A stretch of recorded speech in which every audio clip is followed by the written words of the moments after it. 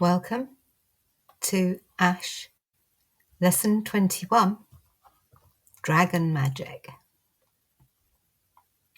He felt the sensation of the dragon rummaging around in his mind, trying to find a clue to understanding.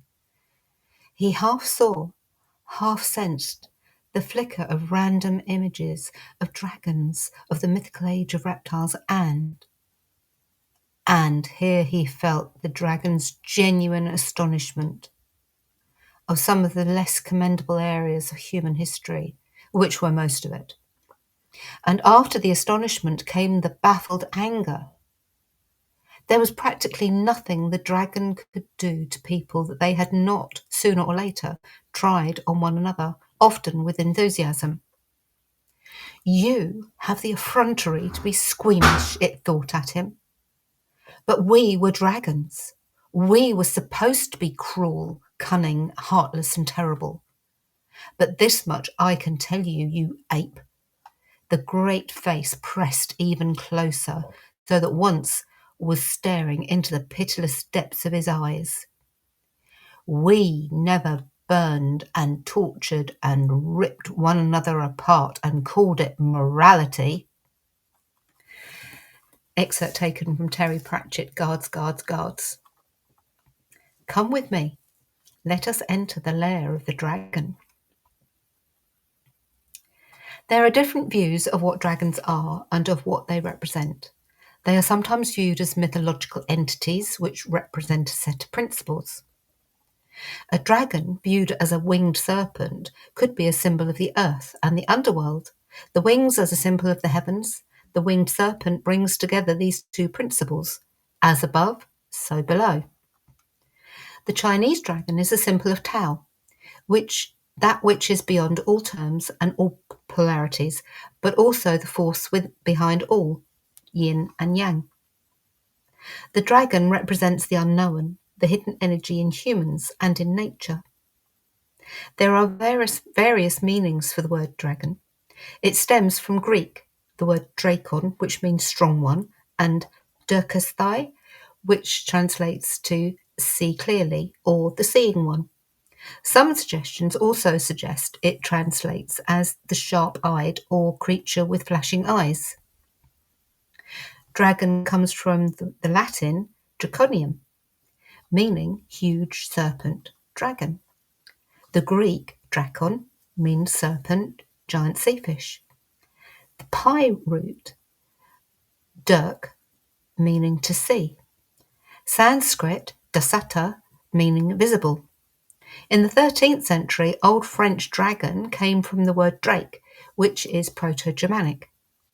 It is also suggested the origin in Middle English meant large serpent, and from Old French via Latin from Greek, drakon, meaning serpent.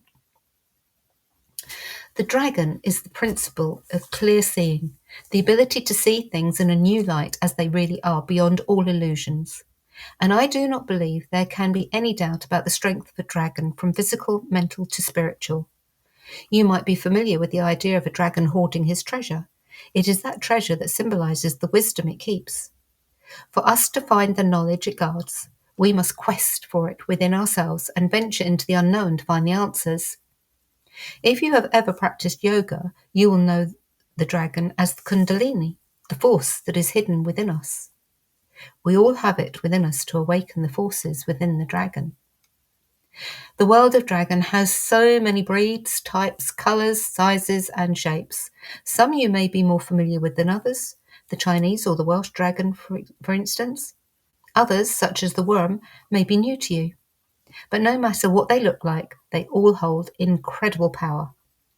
A dragon can be strong, useful, and wise guide or guardian. And we can also tap into dragon energy to use within our rituals and our magic. Dragons are a primeval force. They are physical and spiritual. They bring with them the full force and power of the elements. They are also very wise and intelligent. Dragon energy is one of the most powerful energies I know of, and when blended together via the four main elements, creates an etheric dragon, a superpower.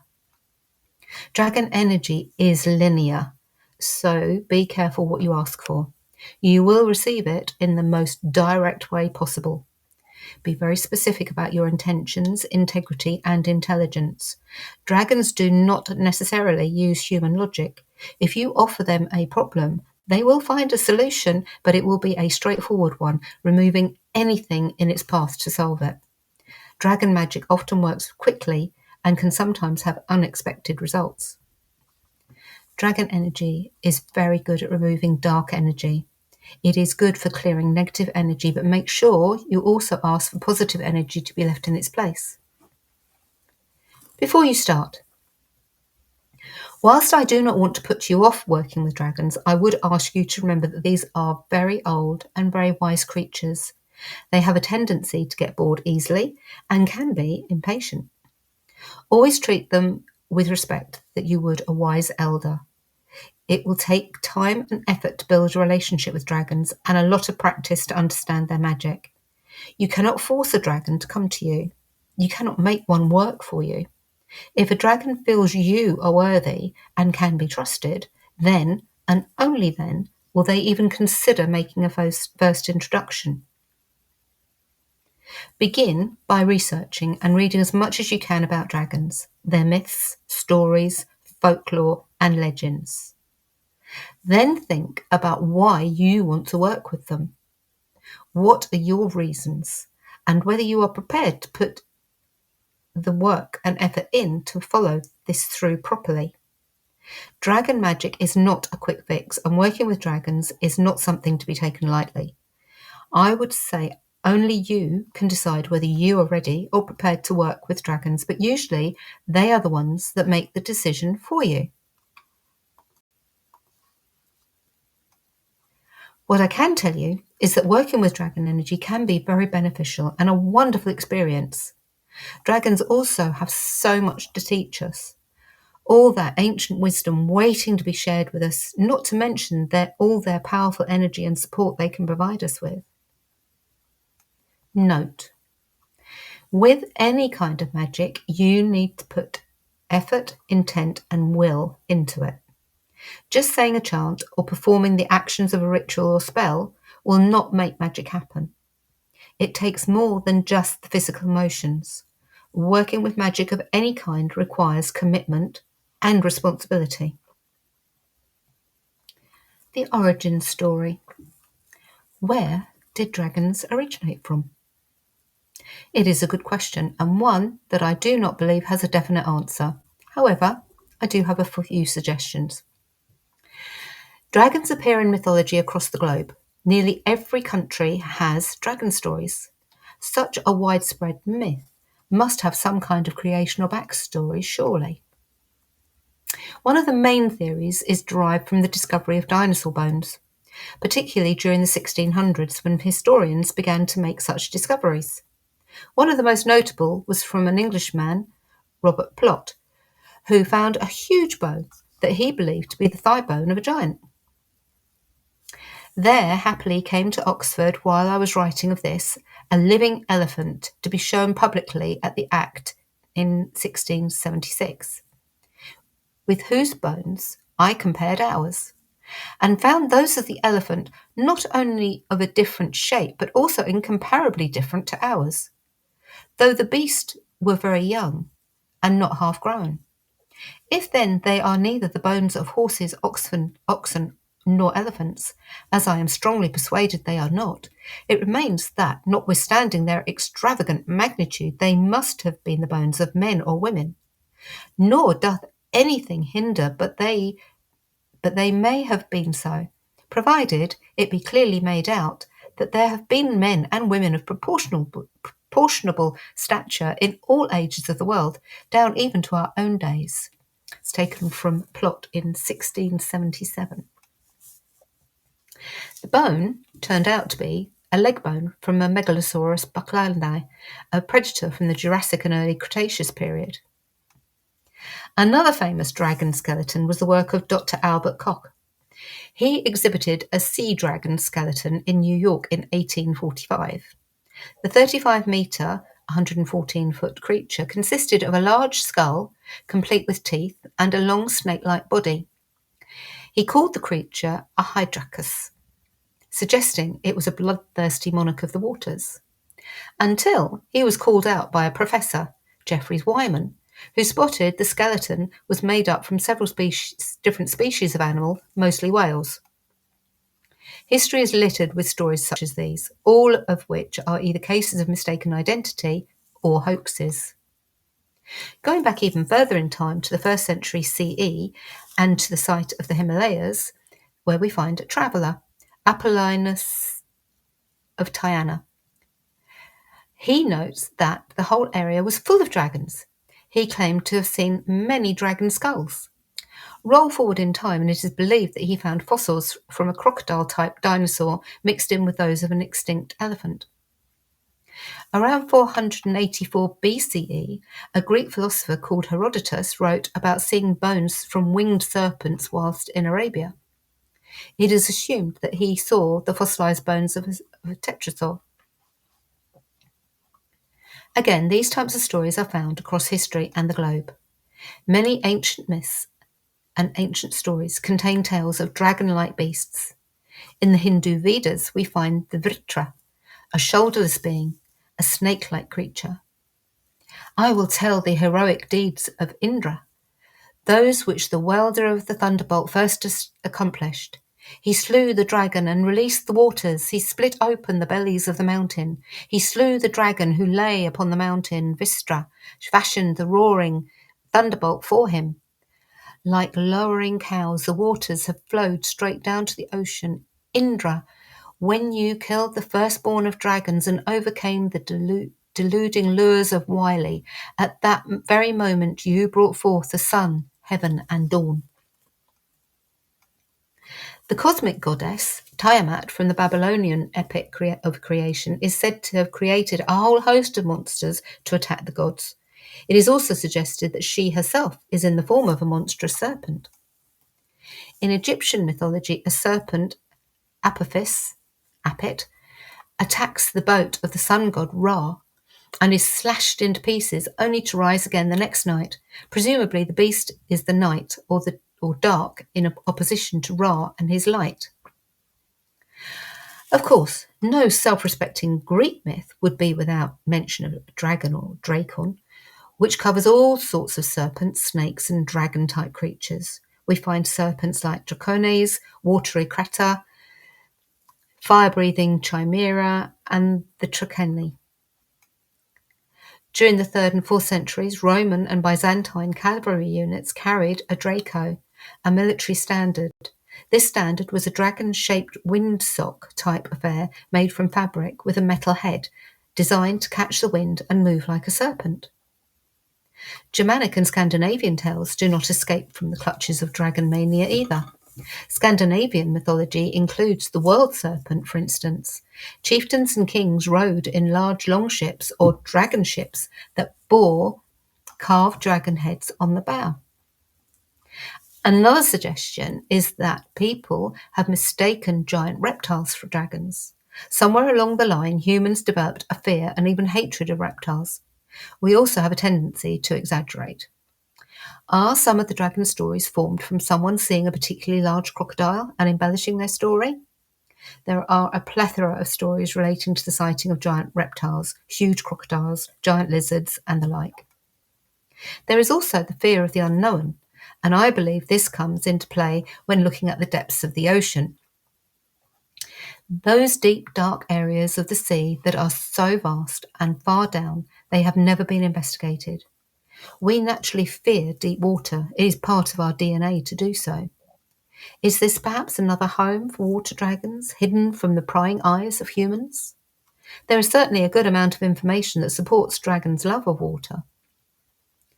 In some cases, the dragon is used as a symbol for darkness in the form of plague, storms, or floods. Dragons also appear in several creation stories relating them to the cosmos. Once Christianity took hold, the dragon does appear to have been used as a symbol for evil works or the devil in some form. The question as to the origin of dragons has not been answered here, and I doubt you will find it anywhere, to be honest. Is the source derived from finding dinosaur bones? Possibly. Or perhaps it is the dragon being used as a collective description for man's own fears. We still carry a flight or fight response in our subconscious to this day. And perhaps that is at least in part, a reason for creating the idea of a dragon beast. Or maybe, just maybe, and this is my belief, dragons are, and always have been, real. What is a dragon? If you were to picture a dragon in your mind right now, what would it look like? Chances are it would have a large scaly body, long tail with ridges, pair of wings, 4 legs, and a scaly horse-shaped head. This image is known as the heraldic dragon. Throw in fire breathing and you would probably have the most popular image. But there are so many different types and designs of creatures that fall under the dragon category, from snake-like limbless creatures to ornate colourful Chinese dragons and every possible design in between. Poisonous and or fiery breath features quite often, and the ability to coil itself around features in the landscape. Wings also appear, but not on every type of dragon. Some stories describe creatures with no legs, the dragon being more of a snake-like serpent. Others tell a beast with 2 legs, or 4. Claws or talons are often spoken of, particularly in the case of unsuspecting humans or livestock being grabbed by them.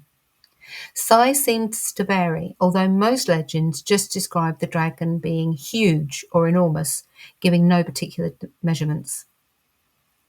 Dragon habitat. Where will you find a dragon? What is its natural habitat? Probably, for most people, your first thoughts will go to a cave, and that is a good starting point. Many stories tell of dragons living in caves or under mountains, often sitting on their hoards of gold. Folklore tells of buried treasures, usually under a mountain, so it stands to reason a dragon would guard it to keep people from digging it up. Sea monsters and serpents obviously live in the dark depths under the water. However, you are just as likely to find a dragon living in the middle of a forest, a valley, or in mountain ranges. In fact, certain types of English dragon, the knucker, live at the bottom of deep, dark, water-filled holes in the ground. Do not be limited by the idea of caves. It does seem that water of some kind is often a feature in the landscape where a dragon decides to take up residence. If you fancy doing some research in your local area, a good starting point is the place names. Anywhere that includes the word dragon, drake, or worm, or the equivalent in the native language, could mean the presence of a dragon legend. Hoards. Some stories tell of dragons sitting on hoards of treasure, gold and precious jewels. Often these are hidden away at the base of mountains or burial mounds. Britain in particular has a number of barrows bearing names that refer to dragons. Barrow is the name given to ancient burial mounds in England, large structures shaped from piles of soil over a place where people were buried. A lot of these names are still in use, but the stories and legends attached to them have been lost over time. Garsington, Oxfordshire, Barrow has been known as Dragon Hoard since the 13th century. Wolverley in Worcestershire has a site called Drakelow. Over in Devon, it is said a dragon flies from the hill fort on Dolbury Hill over to Cadbury Castle every night, or back the other way, lighting up the sky with his flaming breath as he guards the treasures held beneath both places. Over in Wales, dragon tales abound. Only these dragons guard their treasure in wooded areas and on small hills.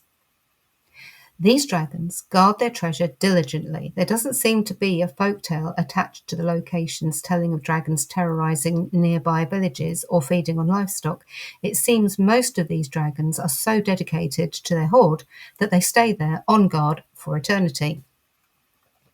Fair maidens. A general theme with dragon tales seems to be the offering and devouring of young maidens.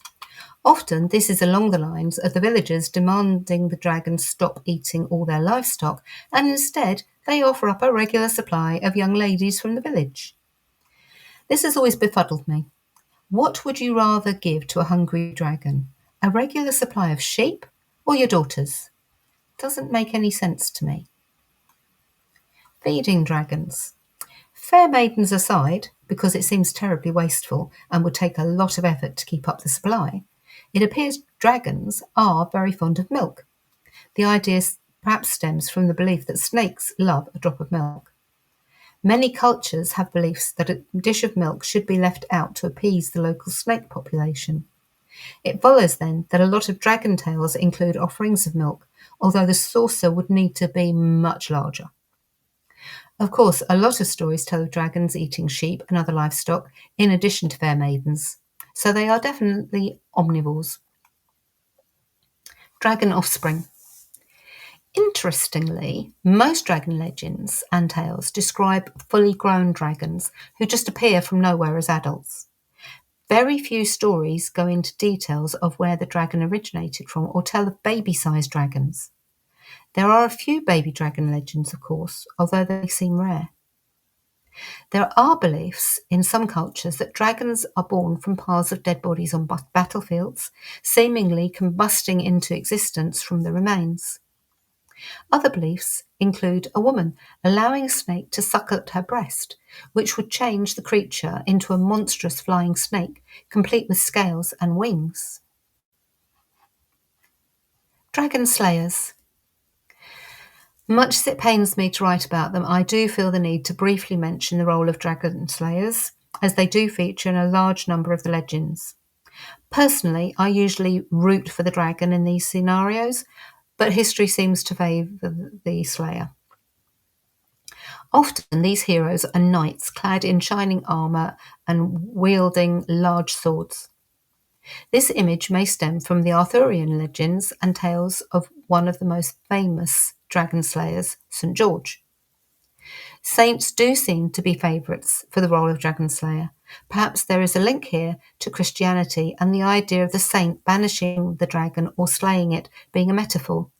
The dragon, in the scenario, being perhaps unbelievers of the Christian faith or pagans. Just to bring about some balance, there are legends where the hero successfully kills the dragon only then to succumb to death himself, either from his wounds inflicted during the battle or being taken out by the dragon with its dying breath, literally. Dragon colours. Images of dragons created by artists throughout history tend to focus on dragons being a shade of green, red, sometimes brown or bronze. Perhaps keeping the focus on the suggested colour of dinosaurs or the lizards that we have now. In my experience, my own dragon guardian is red, but I have worked with dragons in various colours. I find the dragon will often take on the colour to represent the element that they channel. So an earth dragon would be green or brown. An air dragon would be yellow or white. A fire dragon, red, and a water dragon, blue. I have also found the chaos dragon to be a dark shade of purple. Sometimes the colour also represents the habitat they live in, so a dragon from a desert area might be yellow. A dragon from snowy, icy climes would be white or silver. I have a sneak suspicion that some of them can actually change their colours to suit their moods. I do not hold with the idea that dark colours make bad dragons and light colours make good ones. It doesn't seem to work that way. Types of dragon. Describing the types of dragon from across the globe would be a whole book in itself. There will be different species depending on the area you live in, but as a general rule, most dragons fall into one of the elemental categories of earth, air, fire, or water. Some cultures assign types of dragons to nature, such as thunder, storms, and winds. I look at the stories and what the main themes are. Then I look at the landscape, the habitat, and the appearance of each dragon. All this information leads me to the characteristics and magical energies of each one. I highly recommend you research dragons in your local area and or country you live in and learn about them. Some of the types are listed here. If any of them call to you, I would recommend researching them. Amphitheater, Gwylber, Basilisk, Cockatrice, Salamander, Pyrusta, Lung, Naga, Druk, Gwyvers, Heraldics, Drake, Hydra, Nuka, Leviathan, Worm, Lindworm, Werven, Zmi. How to summon a dragon. Do not. Never summon a dragon. Seriously, don't do it. Dragons will not respond well to being summoned. Dragons are ancient, they are wise, majestic, and powerful. Summoning them will either annoy them greatly, for which you will be made to pay, or they will completely ignore you because of your arrogance and insolence.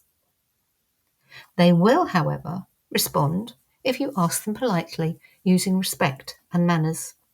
Working with dragons is the same as any other relationship with a mentor or teacher.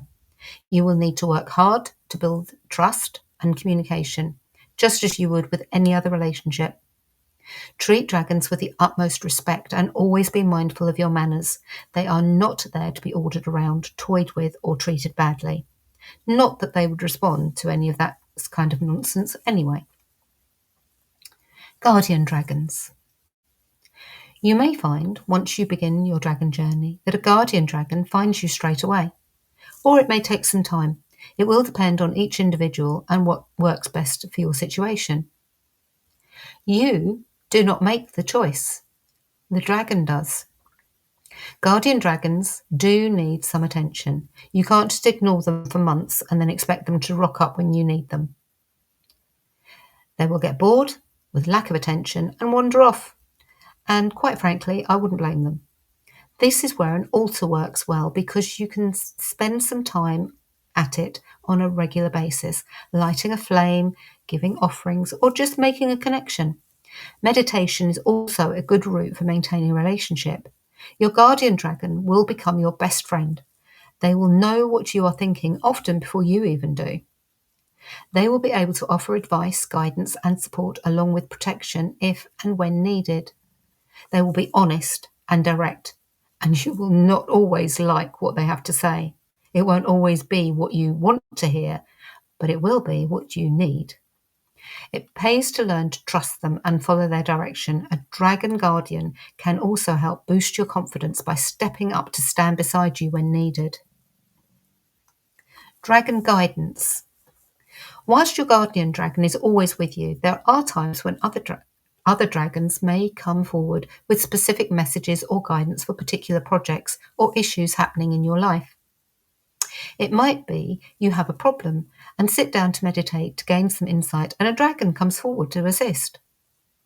You may be out and about and feel the presence of dragon energy. Stop and listen for any messages. This type of dragon connection is usually fleeting. They may just be there to impart one short communication. If you are working with something specific, the dragon may appear to walk beside you for the duration of the project, providing you with insight and guidance as you go. Be open to whatever comes your way or makes itself known to you. There will be a reason for it. Seeing dragons. In my experience, people do not often see a clear image of a dragon, at least at first. You might be out in the woods or on a walk in nature and get a feeling, a prickling sensation that something is there. That feeling may happen continually on and off over the next few weeks or months. Occasionally, particularly when you are outside in nature, you might see a glimmer of something, a blurring on the landscape. Very rarely will you see a huge almighty dragon in full high-definition Technicolor right in front of you. For a start, most dragons are quite large, and there probably is not the space in your living room for it to fit comfortably. Outside, where there is room, a dragon will not show itself randomly because it takes a lot of trust for it to do so. Do not discount any of those moments when you know something is around you.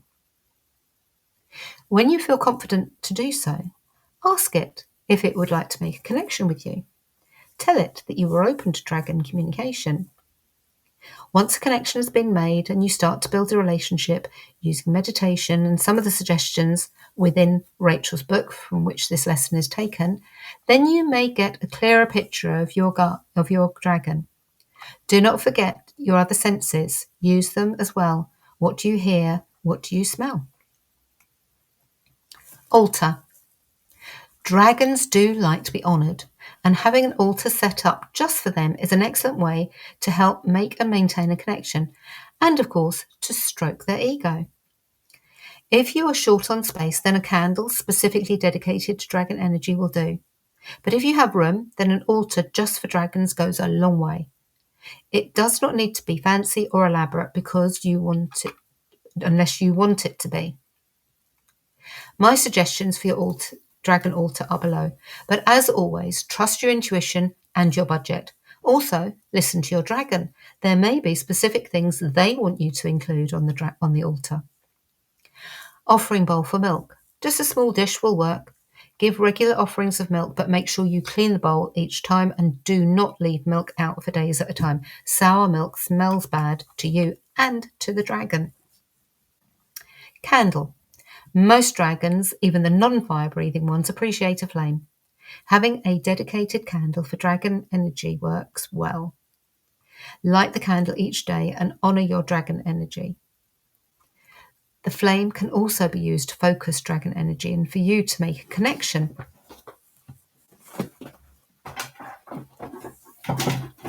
Ornaments.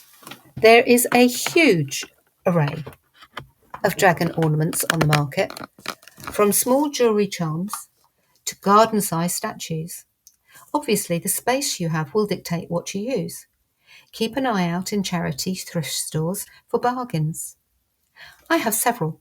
A small curled ceramic dragon that fits into the palm of my hand that I hold when I meditate. When not in use, it sits on my altar.